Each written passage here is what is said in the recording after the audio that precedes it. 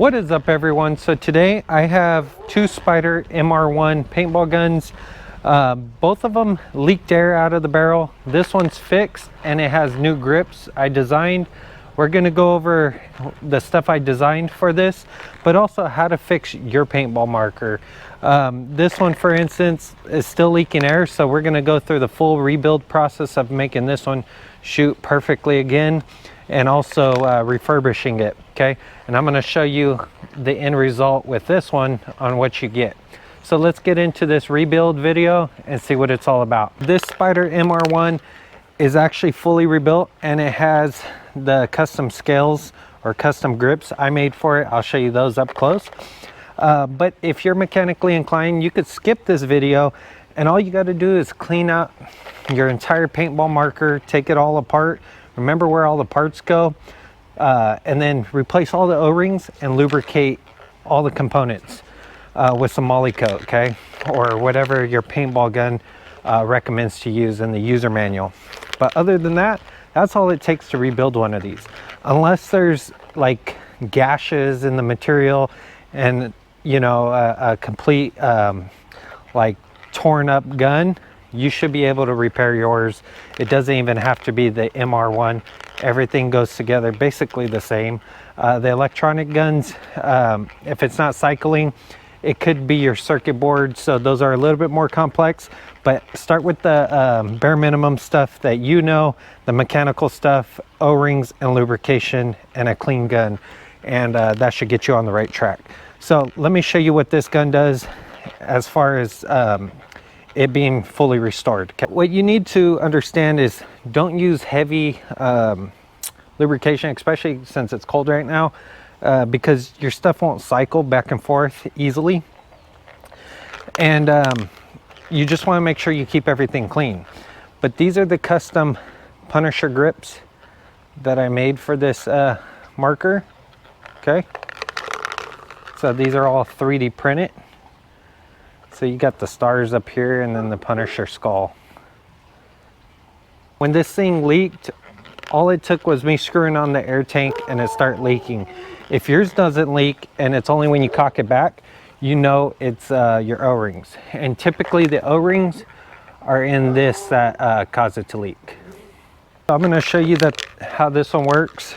You just basically cock it back, and it's cool with the transparent feed neck, because it feeds your paintball gun or your paintballs, and you could see them when they're empty. You know, your hopper's empty, you could visually see that. But let's see how it shoots. Okay, barrel's tight, safety's off,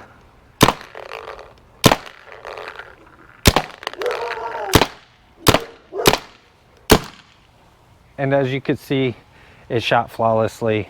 One of them broke just because they're old paintballs, and they get moisture on them, so if you don't use your paintballs, they could break. And also it's cold, so they're more fragile. But as you can see, it shot flawlessly. Okay, to start the repair, first you're going to need to, of course, buy the proper O-rings that your paintball marker needs. They usually sell them in kits. The issue with buying them in a kit like this is they give you more than what you need, because it covers multiple paintball markers, and of course buy the electronics that you know are bad as well. Okay, so you need to do that. If you have a mechanical marker, all you need is O-rings. Make sure you have an American and a metric set of Allen wrenches, also a Phillips screwdriver or flat blade screwdriver, depending if your marker has that. This is all Allen wrenches, but make sure you have both sets, because the Allens can vary between companies.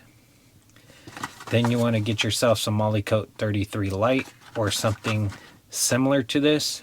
You don't want too thick of grease, because it will start gumming up, especially in the winter time. Grease kind of gets a little bit hard. It solidifies a little bit when it gets in low temperature. So I recommend going with the light grease. Make sure it doesn't have any oils in it. Okay, you want to also get yourself some 91 or something similar alcohol. If you get something a little bit lower, that should be fine.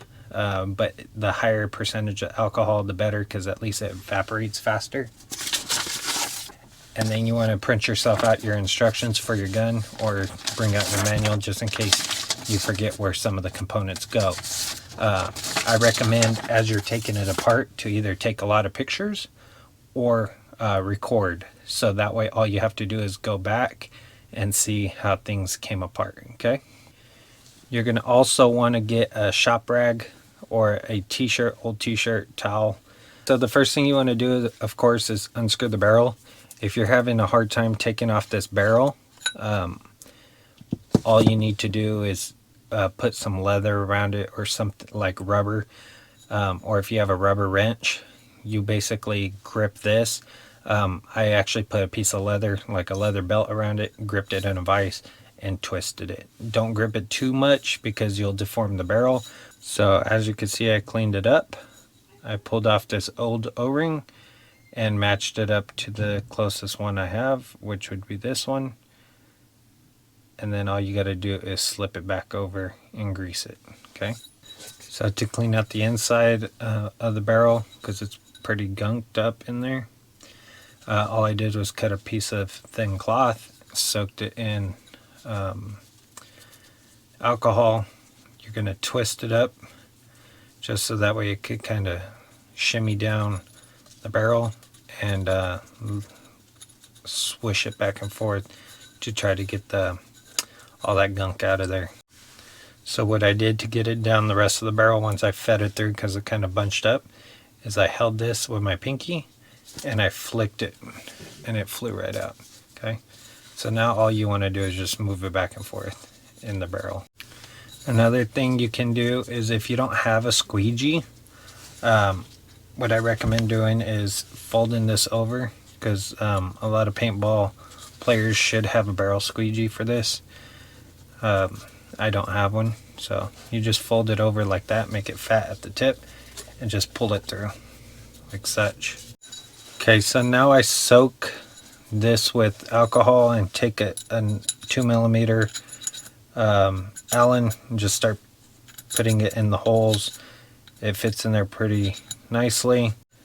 So as you can see, that cleaned up the barrel really nicely, all the holes. And then inside, of course, you run a dry rag through it again, and it's all brand new. Okay, so for this marker in particular, you want to take a 3mm and take off this lower portion. So this piece here is the piece that is actually what causes your gun to leak out the barrel, on this marker here in particular. So you want to just unscrew that. Okay, once you take that off, set it to the side and pull out this whole entire piece. The O-rings look okay on it, but we will replace them anyway. Pull these pins out and watch out, because as you can see, some of this stuff spring loaded. So this actually went like this. This is your velocity screw. So you rotate this piece in here, turn it inward and outward, and it'll change your velocity on your marker. Okay, so we'll leave that alone. Well, definitely clean that just to keep it clean. This is all at the back of the marker. Take out your screw, and then of course you pull out your pin so we could clean that still. And then there's this O-ring or rubber seat in there that goes in. Okay, we'll put that to the side. What we need to do is cock this back. What I'll do is I'll pull this pin up. Okay, so that allows you to cock your marker, and then I'll just try to slide out this bolt. Okay, like such. And then of course you got the bolt out. You can see all the way through the top. Now let me try to get the rest of this out. Let me try pushing on it from this side. There's like a another piece right here, so I got it hooked like such. Okay, you got this pin. Keep in mind that this piece right here aligns with the trigger portion. So the way this seats, it has to align there. So you might need to cock it back and forth and kind of wiggle your trigger until it could seat back down. Let's pop this off. This is also the same Allen wrench to take off all this, the 3mm. The 2 long bolts come out of this. This is just a cover. That's what it is. So guns that don't have this will just have the line that goes straight up through here. You don't have to go to this extent.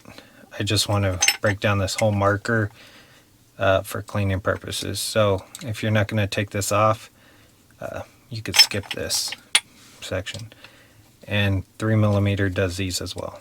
So after I clean that and you skip this part, I'm just going to assemble it up. But once you take out this screw and the screw up here, those drop out, your whole trigger assembly pops down, and now you could clean this and clean the inside of that and lubricate and grease it up as well. To get that final bushing out that's in here, you need to take this off, and this is a flat blade, and that's why I said you might want to have flat blades and Phillips as well for things like this.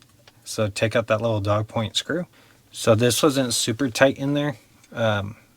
It was basically just snug. That's what it looks like, little dog point. And then now you should be able to push this out. So you have to push it out through the front. Okay, so once this came out, as you can see, there's 2 different color O-rings. There's a large end here and a smaller hole here. And then you can see a difference in the lip diameter as well. Okay. This is where that dog point screw screwed into from the bottom right here. If you're getting air leaking out of this area, one thing you also want to consider after rebuilding this whole thing is these fittings here leaking air, and this fitting down here leaking air, which plugs into the tank mount. As you can see, this fitting's loose. I could twist it by hand. It shouldn't be that easy. What I recommend doing, if you don't plan to take this apart at all, once you put it back together, this tube, use some 242 Loctite if you don't mind waiting 24 hours for it to cure. But keep in mind, don't apply too much 242 Loctite because it can drip into your tube and gunk it up, okay? If you don't trust yourself or you don't want to wait, Teflon tape is also a good option. Because this stuff is ready to go right away. Don't put too much Teflon, so don't let it overhang. Make sure you cut it back so that way it doesn't block the hole, okay? Because then you'll have Teflon in your tube as well. So originally these fittings should have O-rings, and they either rot off or people take them off and forget to put them back on. Hence why I use Teflon tape. The nice thing about having an O-ring is you don't have to deal with Teflon tape. The bad thing about having an O-ring is the potential of the O-ring cracking over time, since most of the time people don't lubricate these over time. They just set them and forget them, so those could potentially crack. So having Teflon tape will actually ensure that you won't have any leaks in the future as well. You could have done this ahead of time if you wanted to, but you take your 2.5 Allen wrench and take off these screws up here to take off the feed neck. This isn't necessary, so you could have skipped this part, which is why I kind of left it towards the end. But I want to be able to pull a rag through here and see what I'm doing, okay? So that comes off. As you can see, there's gunk on it. But also this little plug here, you could replace that too. This is a ball detent stop. So after you get this whole thing cleaned out really nicely, what I recommend doing is applying some of that Moly Coat grease in the barrel and down here, everywhere there's moving parts for the cylinder. Just lubricate it, just give it a pre-lube, okay? And lubricate in here as well. Once you do that, then what you need to do is clean up all your components here with the alcohol, and then match all the O-rings with the O-ring kit that you have. This piece right here is a little bit tricky to get in. You might have to make sure this flat piece is facing down, and if you can see in there, you can see the trigger. You're gonna have to slide that in flat and facing down, kind of finesse it. So you kind of like pull the trigger until it clicks in. Okay, you don't want to push it in too far because you want that pin to be facing up. Okay, so on the bolt, this little notch right here needs to align with the piece that's in here, that little rubber piece. So you want to make sure that notch is facing the same way as the hopper, and this hole facing straight up when you insert it. Okay, and then use your Allen to align this piece and the lower piece like such, and then install your pin through both of them like that. Okay, don't go all the way down with it, just make sure it's at its proper height. And then once you assembled this, the back piece and everything, you should be able to cycle it like such. If you cycle it and it doesn't if you cock it back and it doesn't go forward, then this isn't properly aligned with the lower piece down here. So you should be able to do this. So everything on this gun, it's metric except for the grips. These are 3/32 Allen. Swap them out with the new ones. This is all hollow inside, and you put your new ones on there. That's going to complete today's video on this paintball restoration setup. If you like this video, give it a thumbs up. It's greatly appreciated. If you want to see content like this and other content I'll be posting in the near future, consider subscribing. Until next time, I'll see y'all in the next one. Thanks for watching.